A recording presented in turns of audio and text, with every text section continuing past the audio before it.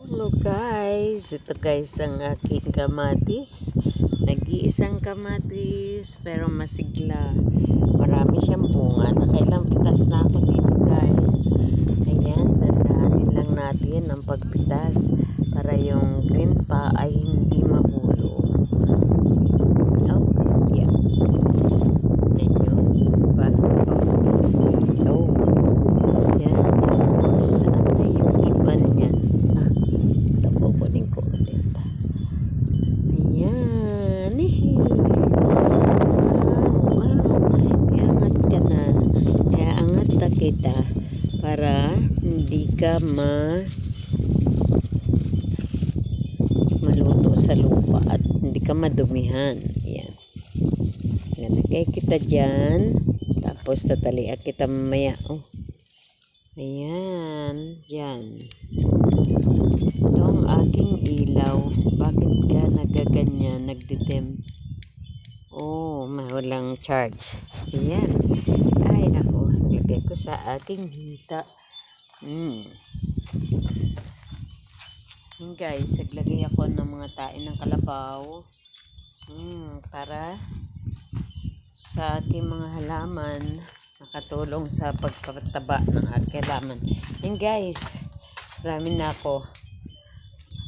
Kamatis talagang masarap. Sobrang hangin dito guys. Ayan, nandito na ako sa loob ng aming tahanan. Yeah. Ay nako, minsan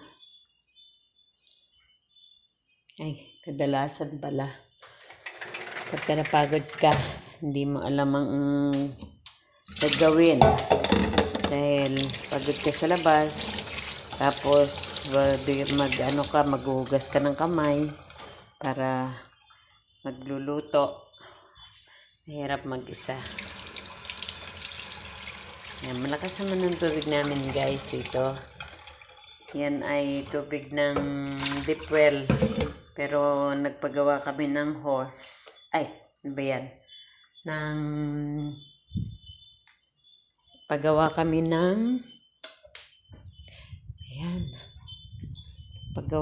ng makina para dyan. Yung iba hindi ko pa yan, ito gagawin kong paso bukas na kasi medyo pagod ako. Yan ako, lakas ang hangin dito. Lipad na talaga ng hangin yung trabaho ko. Yan. Sari-sari ang trabaho ko guys dito sa loob ng aming tahanan. So, yan. Yan ang aking mga halaman. Ang susunod kong itanim ay ang dalawa kong kalamansi. Nag-iisipan ko kung saan ko ilalagay yan. Ayan, may bunga na siya guys. To see is to believe. Ayan, ang kanyang bunga. So, kailangan yan mailipat na rin para gumapang kanyang ugat. Ayan po. Kayong guyabano. Yan, dahil may pinuntahan kami kanina guys, kaya hindi ako nakatanim ng aking mga punla. Yan, marami na akong itatanim. Yan, rose. At pinabilisan ko lang kanina pagkaputol sa puno niya. Inano ko kaagad. Nilagyan ko ng garden soil at saka yung buhangin at ang aking huwag ka matalo sa hangin aking money tree. Sobrang hangin lang dito guys. Sana huwag maputol ang dahon. Ayan. Kasi pag mamulaklak ng aking mamila, putulin ko yan kasi medyo tumataas na guys. At ito ang aking, ayan, kilala nyo siguro yan guys. Ayan. At ito ang aking Christmas tree. Ang daming bunga. Oh. Ayan. Kalimutan ko pala ang aking pandilig. Ayan guys, bumili ako ng double purpose niya. Tingnan nyo guys ha. At ano ko dito. Ayan o. Ayan. Dalawang klase.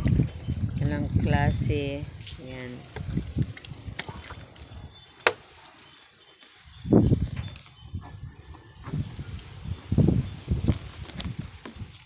Ayan, maganda ito. Binili ko sa KKB. At doon lang talaga makita ito. Hindi ko alam sa ibang bilihan. Gusto ko magbunga ito agad. Alam niyo ba ito guys? Yung malaking atis, anunas. Yan, anunas. Nagbunga ka na. Ayan, kasi ang in-spray ko guys ay isang mix na bitchin at saka isang hugas bigas. Ang aking pusa andan.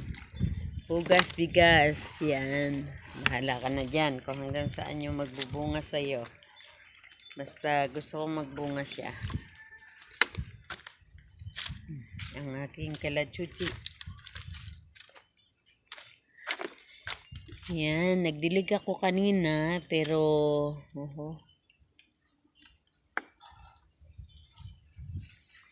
pero natuyot ulit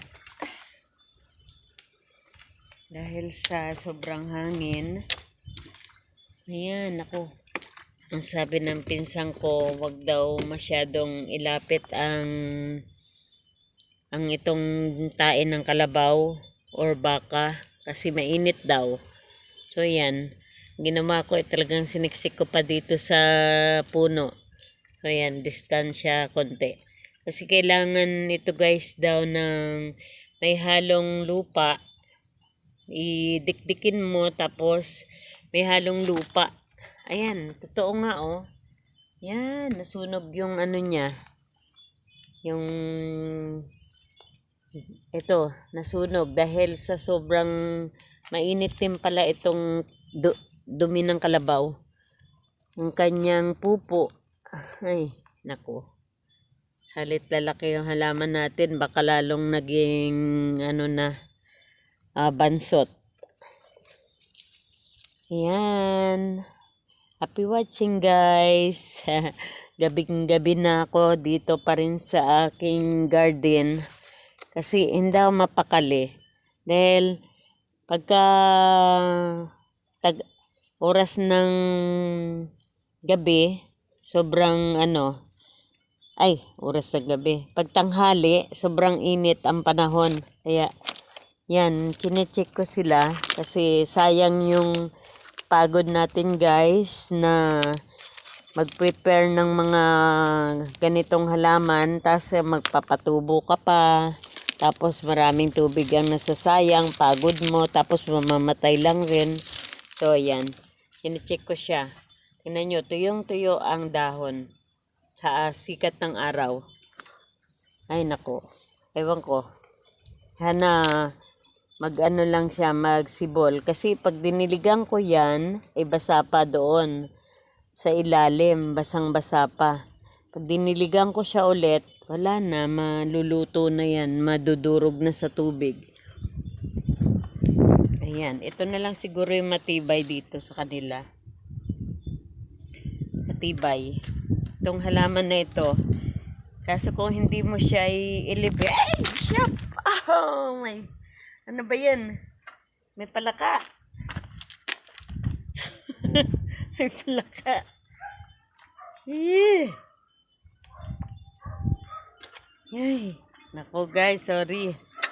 May palaka. Akala ko kung ano yun, nahawakan ko tumalon.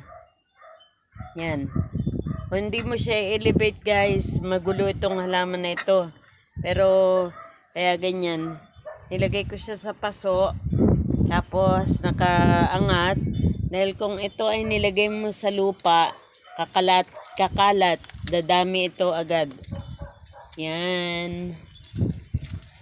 Yan. Hindi ko rin alam kung namumulaklak ito kasi kasi ano lang to guys, oh, parang pag nag ano siya, tatangkay ng ganon, ito ang parang bulaklak niya.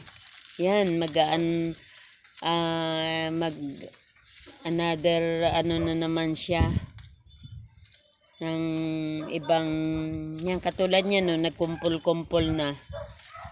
Ay muning, halika. Ay nako, malamig ang panahon. Saan ka galing, Mike? Ha?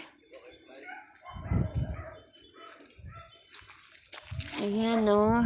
Oh my gosh. Sabi kasi, naalala ko tuloy yung sinabi ng bayaw ko, asawa ng pinsang ko, na wag daw itatabi ang tain ng kalabaw sa puno ng halaman. Dahil masusunog ito, mamamatay din ang halaman pag